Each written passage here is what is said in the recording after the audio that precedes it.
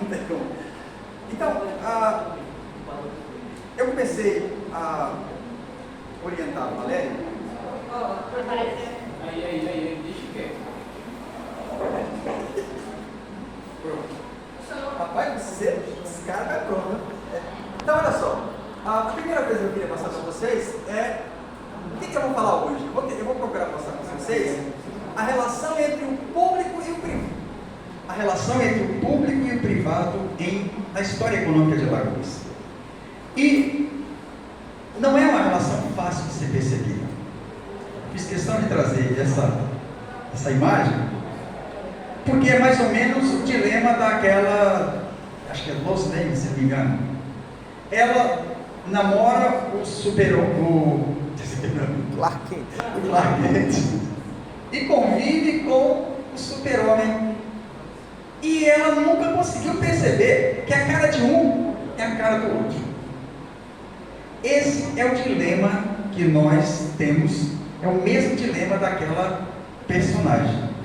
Ou seja, não se consegue perceber entre a mesma cara o público e o privado.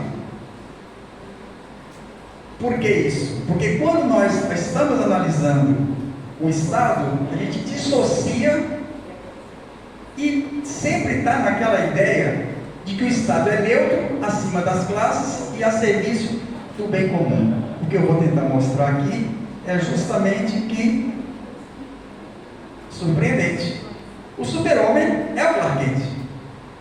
Ou seja, o que eu vou tentar mostrar é o caráter de classe que o Estado nos apresenta, mas que por várias situações que a nossa personagem não consegue perceber, e que, no entanto, isso é um elemento muito importante. Bom,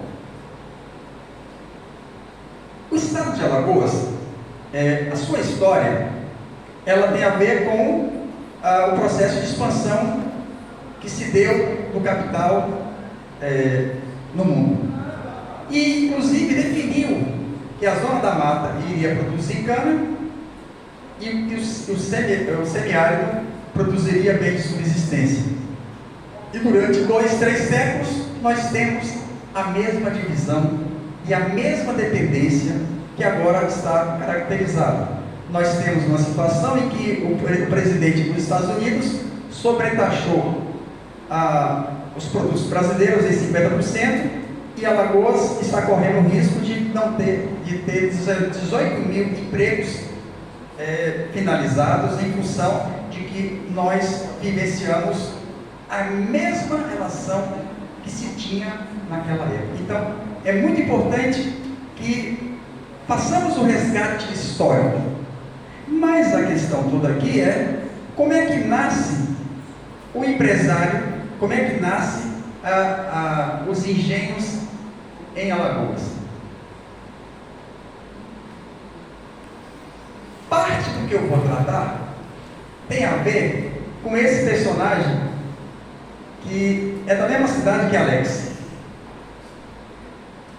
Mendonça, Vanderlei de Mendonça, era um jovem que com 15 anos, ele passou na Escola Politécnica do Rio, não pôde assumir, porque era exigido a maioridade, mas como o pai dele era senador da República e conversou com o imperador fez um decreto dando somente a ele a maioridade. Somente ele teve um decreto que garantiu a ele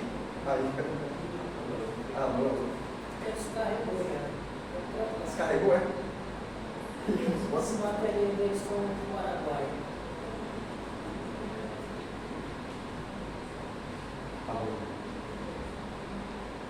Como é que liga isso aqui?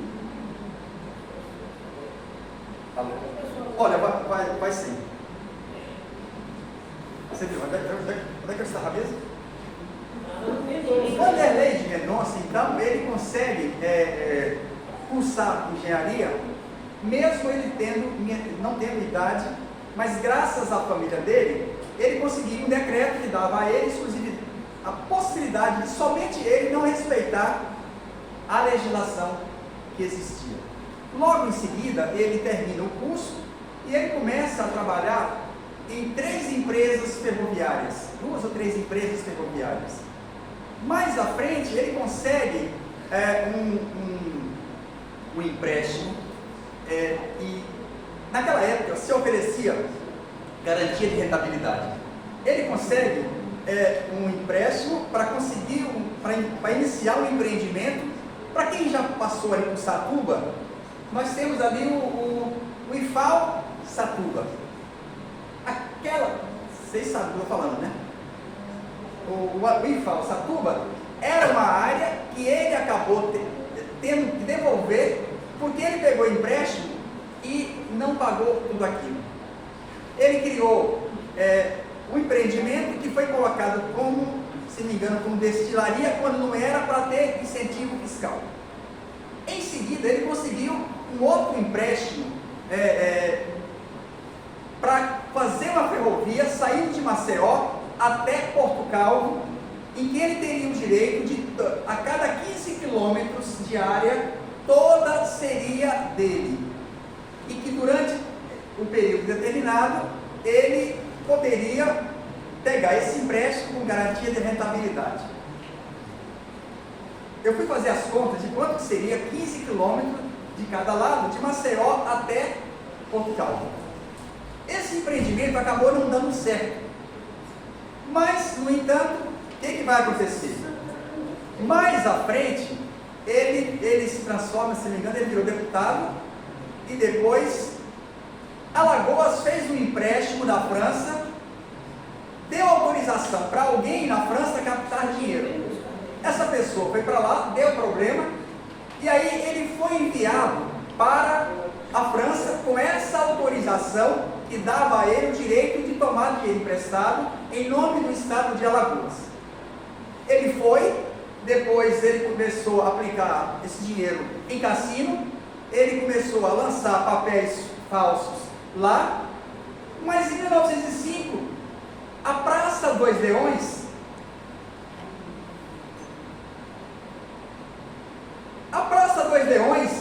tinha o nome dele. Veja bem, ele foi a pessoa, foi para lá, inclusive o dinheiro, parte do dinheiro. Vanderlei de Mendonça. Depois você fala com o Alex aí, que é conterrâneo dele.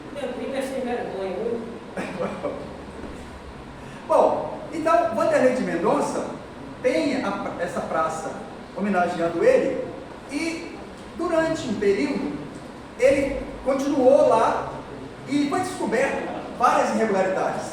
Ele foi preso porque ele deu golpe na França, foi depois enviado para a Suíça, ele foi para a Suíça correndo, depois pegaram ele, e o final da história dele é que ele morreu na prisão da França, exatamente pelos crimes que ele havia cometido. No entanto, como é que esse processo foi descoberto? Em 1929 nós tivemos a crise da Bolsa, tivemos a partir daí a ascensão de Vargas, e Vargas em 1932 faz a auditoria da dívida externa brasileira.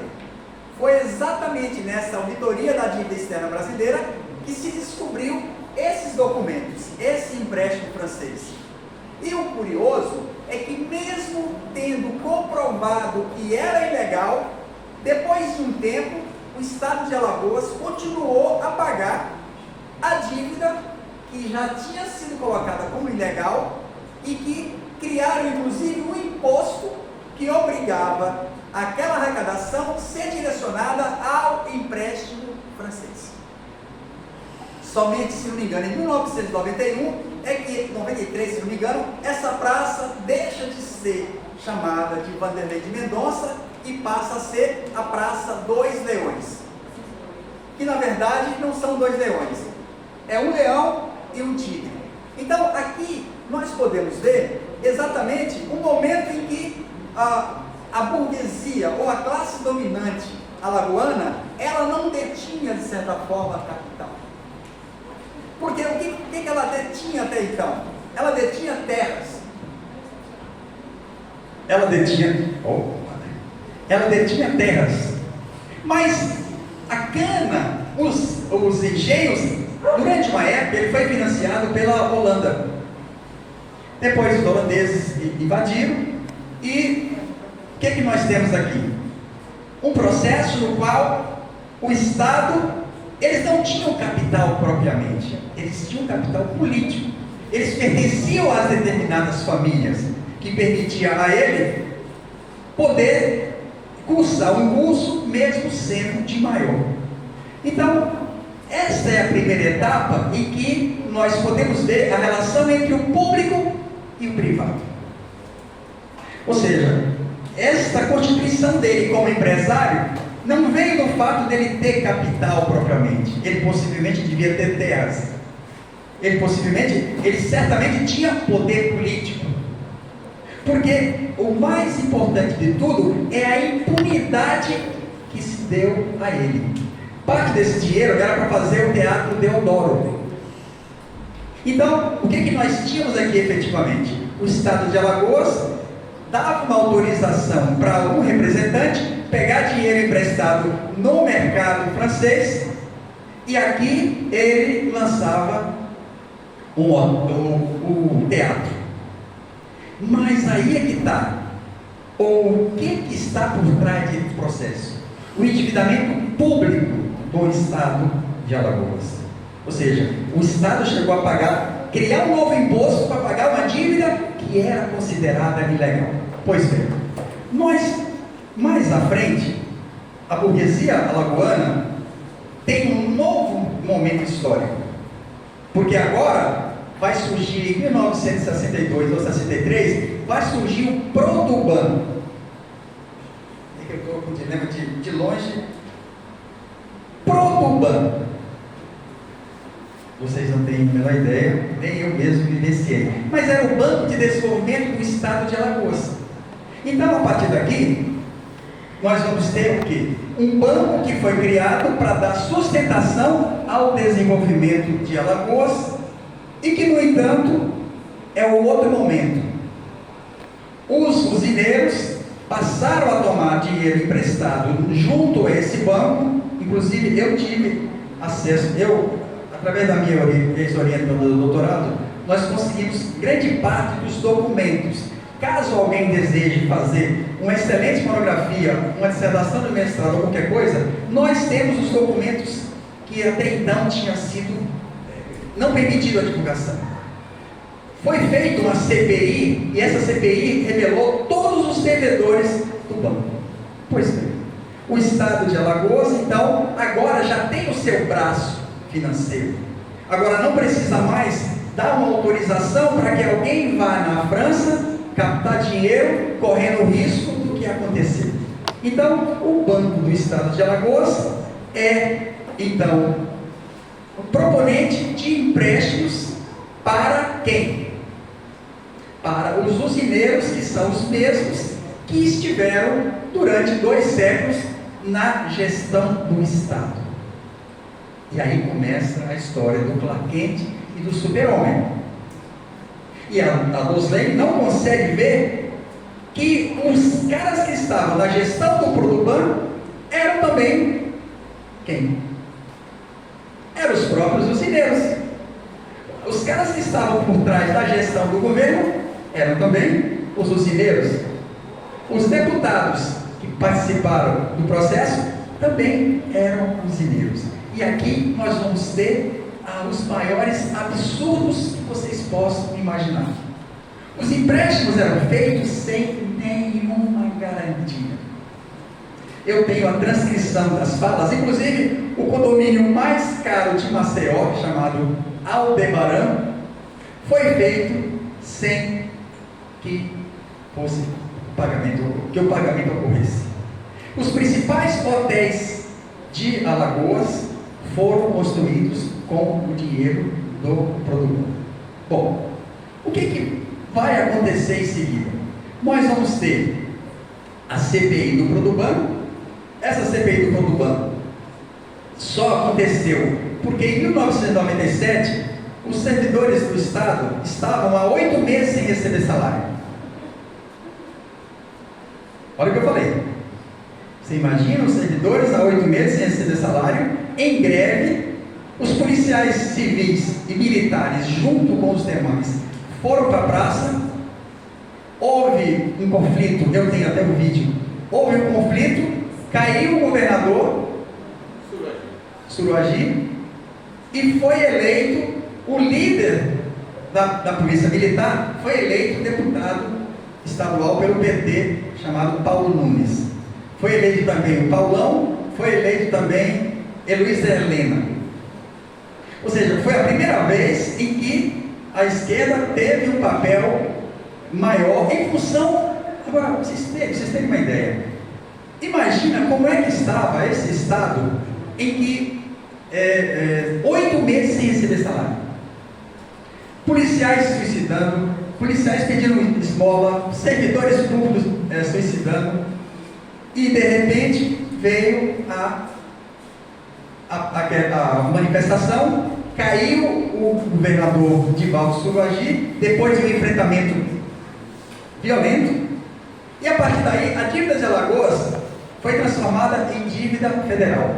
Só que um pouquinho antes, houve um acordo dos usineiros, em que o estado de Alagoas deixou de arrecadar mais ou menos o correspondente a 2 vezes os 8 meses de salário atrasado.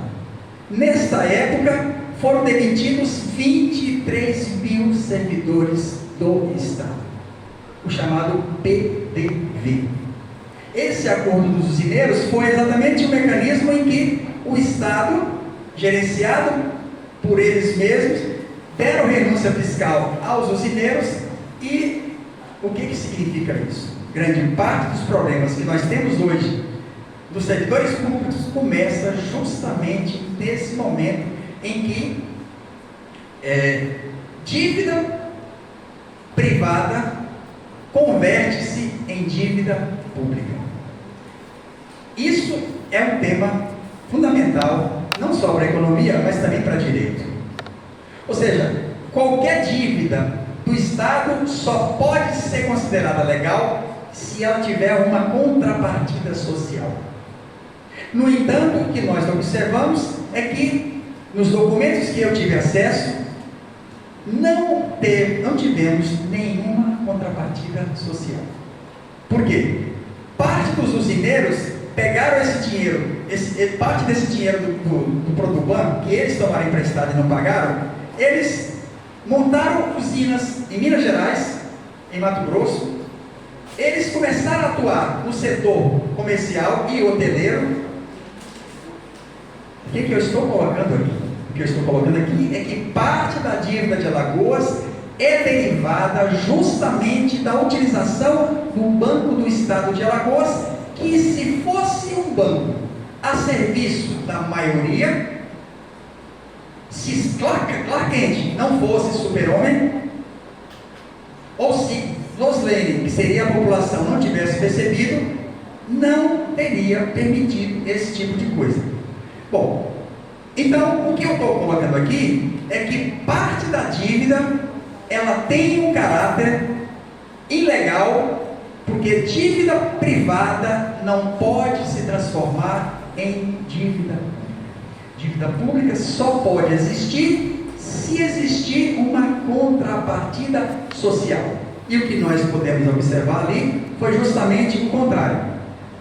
Eu tive acesso agora a uma planilha do Senado Federal que demonstra que em 2016, 35% da dívida de Alagoas ainda era resultado do produto. Então, eu estou colocando para vocês em 2 momentos históricos distintos como que Clark Kent super-homem, não percebido pela população, permitiram que o dinheiro público fosse levado para o pagamento da dívida pública, de uma dívida pública que era ilegal. Dentro desse processo, essa dívida foi renegociada por mais 30 anos. Quando chegou em 20 anos, o Estado alegou insolvência e pediu uma nova renegociação. E essa dívida acabou depois se convertendo em mais uma rolagem. A primeira foi pela Lei 9496 de 97 e a segunda pela Lei Complementar 156. Olha só, dívida do Produban contraída pelos usineiros, que também eram governadores, que também eram prefeitos, que também eram tudo, se converte em dívida pública. E como é que vai se pagar essa dívida pública? Vocês vão ver isso em setor público 1. Aliás, aqui é uma parte nova. Em setor público 1 e 2, vocês vão poder ver que a dívida pública, para ser paga, ela vai exigir um ajuste fiscal. E esse ajuste fiscal se faz como? Cortando despesas sociais. Ou seja, quando vocês forem numa escola pública, num hospital público, e não tiver o adequado atendimento, lembre-se que esse orçamento é derivado justamente de impostos regressivos. São impostos que recaem para os pobres, mas que não são direcionados ao fim devido. Ele é direcionado para pagar um serviço da dívida que depois foi comprovado, há uns 6 anos atrás, 11 estados ganharam liminares do Supremo Tribunal Federal, aonde se alegava uma súmula 121. Súmula 121 diz o seguinte: não é ilegal cobrar juros sobre juros entre entes estatais. Isso se chama, terça-feira, esse horário, eu falar esse nome, anatocismo. Falei. Anatocismo é essa caracterização que estabelece que seria ilegal. Se fosse retirado o anatocismo, ou juros sobre juros entre entes estatais, parte da dívida de Alagoas e dos demais estados teria que ser eliminada. Olha o que eu estou dizendo. Existe parte da dívida que é ilegal. E essa dívida ilegal, o próprio Supremo Tribunal Federal tinha estabelecido que deveria ser retirado. O que os governadores fizeram? Todos ignoraram isso e foram para a livre negociação e rolaram a dívida por mais 20 anos, permitindo mais endividamento. Este ano, essa minha orientanda constatou na tese dela que o estado de Alagoas pagou 1 bilhão e 100 em 2024 de juros da dívida e 500 milhões de saúde. Olha o que eu disse: 1 bilhão e 100 serviço da dívida, 500 milhões SUS. É exatamente isso que eu quero que vocês fiquem muito atentos, porque vocês estão estudando numa universidade pública em que o Brasil passa pelo mesmo processo. 46% do orçamento brasileiro é destinado a pagar o serviço da dívida, e o resto é para o resto. Então, deixa eu só, eu esqueci aqui. Esse aqui é o antigo Produban. Dia 17 de julho é o dia que ocorreu esse episódio. Quem quiser, no meu canal tem a... Eu tenho que ficar colocando óculos aqui. Olha só. Essas são as principais usinas. O que esse troço está fazendo aqui? Eu podia fazer... E agora, o que eu faço? Volta. Volta? Entra alguma coisa.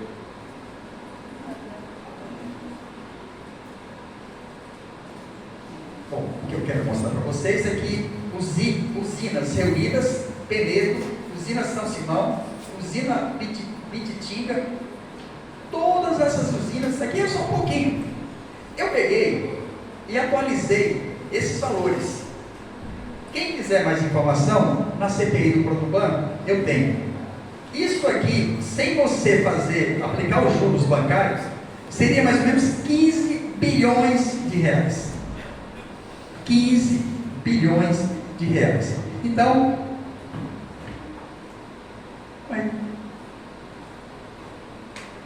não é aqui. Isso aqui no Equador. Maria Lúcia Fatorelli, que coordena a Auditoria Cidadã, que vai completar agora 25 anos, ela participou da auditoria da dívida. Ela e vários outros, Ramiro Chibures, Eric Tossan. E o que isso aqui vai mostrar? Olha só, até aqui, a partir daqui começou a ter a moratória. Foi constatado na auditoria da dívida desses títulos que 70% era considerado ilegal. O parlamento, então, equatoriano, aprovou a suspensão do pagamento da dívida ilegal. Percebam só o que vai acontecer. Vamos aqui, 2006, 1 bilhão e 500 era gasto social e 3,7 serviço da dívida pública. A partir de 2007, 1 bilhão e 900 para gasto social e 2,7. Vamos lá para frente já. Em 2011, o gasto social era de 4 bilhões e 900 e o serviço da dívida de 2 bilhões e 360. Em dezembro, nós vamos fazer um seminário internacional, e Maria Lúcia vai estar aqui, mas é só para mostrar para vocês que onde se teve a experiência da auditoria cidadã, no caso, aqui não foi propriamente cidadã, aqui foi chamado pelo Correia e a partir daí foi feita a auditoria e o resultado foi justamente esse. Então, quanto tempo eu tenho? 15 minutos? Então,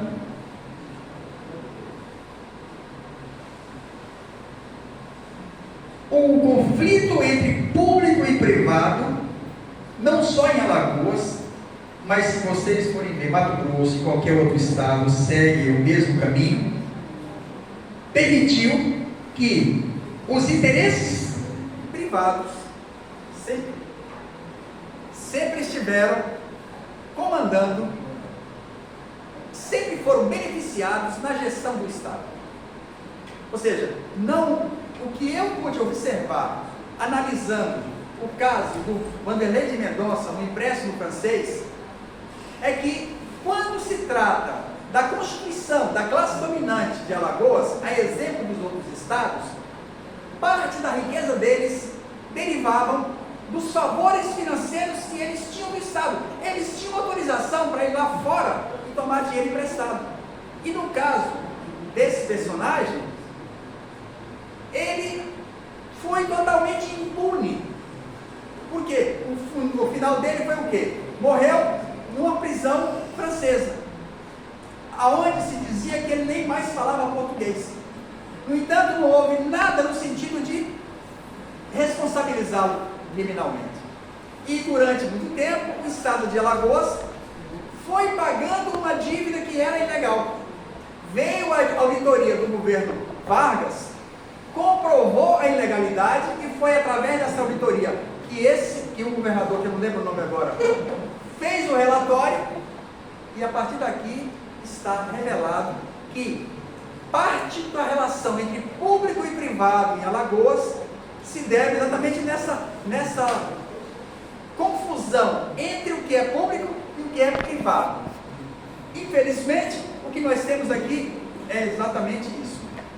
Brasil, 1723, Manuel escravo, corta a cana 12 horas, a única coisa que tem é trabalho e moradia e alimentação. Ou seja, nós vivemos uma situação em que as condições de vida do povo alagoano são cada vez mais empobrecidas. Nós temos talvez 1/3 da população de Alagoas que tem uma remuneração que é menos que o salário mínimo. Então, o que eu estou procurando aqui mostrar para vocês é que dentro da economia é muito importante a parte da história econômica. E nós, da Auditoria Cidadã, sempre nos prezamos por pegar documentos originais e a partir daí fazermos a análise. Ou seja, o que nós estamos aqui procurando fazer é mostrar que na formação do economista tem uma dimensão social bastante importante. E no meu caso, o que eu pretendo continuar fazendo é justamente o que nós já fizemos anteriormente. Nesse curso, nós fizemos durante um tempo tínhamos um grupo de pesquisa que estudou os empréstimos externos em cada estado desde 1900. Aliás, ela estava ali. Nós constatamos o que ali? Que grande parte dos empréstimos externos feitos pelos estados foram empréstimos na época da ditadura, em particular, em que não se sabia o nome do emprestador, não se sabia a taxa de juros, nem período de carência, nem nada. E o pior, Alagoas fez os empréstimos, especialmente foi Palmeira?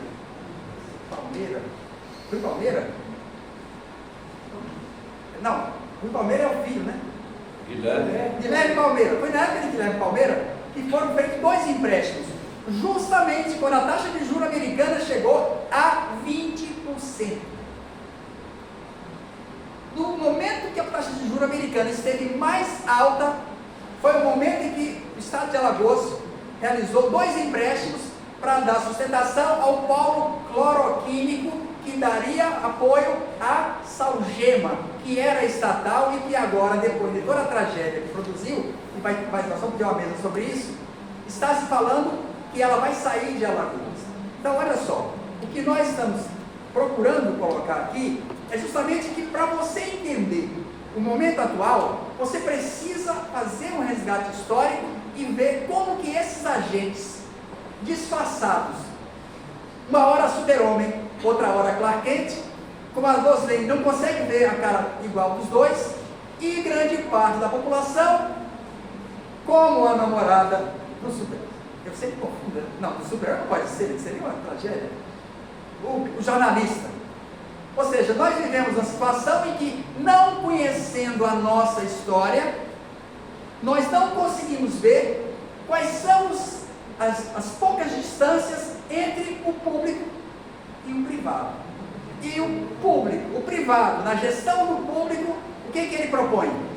Reforma administrativa, o que ele propõe? Corte do salário.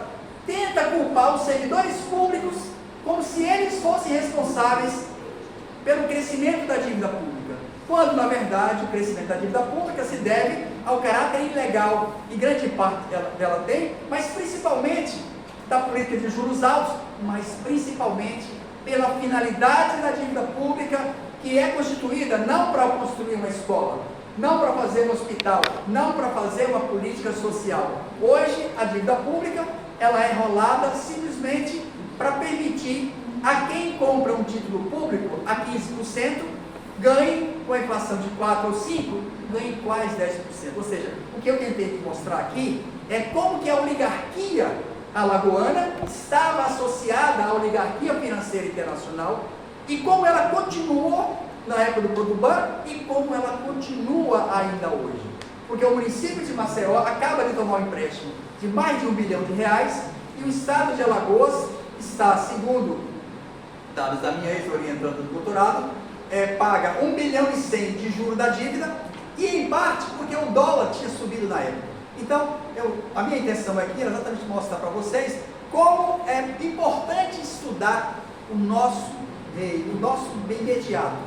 Mas entender o nosso imediato significa também entender o que está acontecendo nos demais estados, significa entender também o que está acontecendo em outros países. Ou seja, o nosso imediato é entender como que o Estado se financiou e como que ele conseguiu se metamorfosear. Uma hora Super-Homem, outra hora Clark Kent, ninguém não percebe, e aí no final a fatura vem para quem? A fatura vem exatamente para a população que precisa de saúde, que precisa de educação, que precisa de políticas sociais que infelizmente estão comprometidas. Eu paro por aqui, tendo perguntas eu retorno. Na hora da prova.